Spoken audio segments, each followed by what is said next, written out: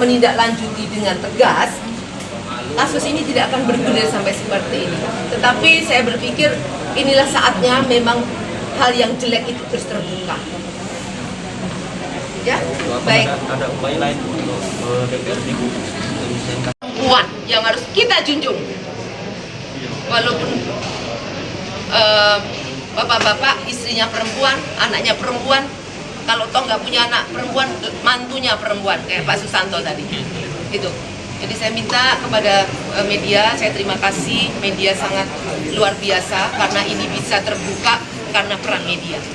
Saja. Kita bisa lihat bersama, Unsri tidak bersedia hadir.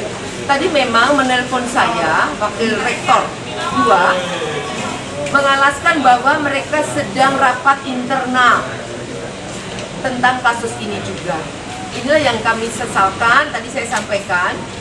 Sebetulnya kehadiran Unsri ini agar tidak menjadi bola liar semakin blunder. Di media kita tahu bahwa kita semuanya punya pendapat, namun itu adalah hak dan kewenangan dari Unsri.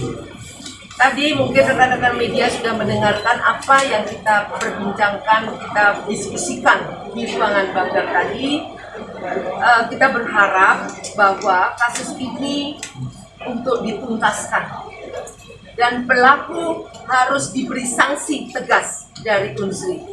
Karena kita, saya, Pak Saiful, banyak juga yang dari DPRD ini adalah alumni Unsri.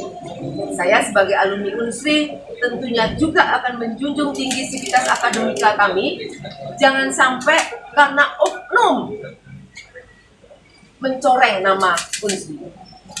Saya berharap Rektor Unsri maupun Rektorat Unsri harus segera tampil menyampaikan apa yang sudah dilakukan terhadap para pendidik yang melakukan tindakan asusila.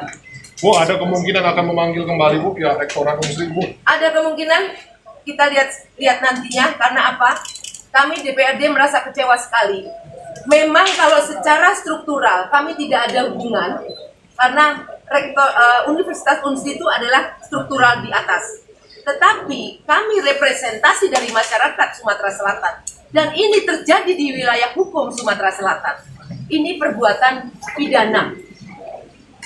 Kami sebagai wakil rakyat, apalagi saya sebagai ketua perempuan, saya harus minta untuk ini dituntaskan. Saya juga sangat kecewa dengan Dekan Fakultas Ekonomi yang melakukan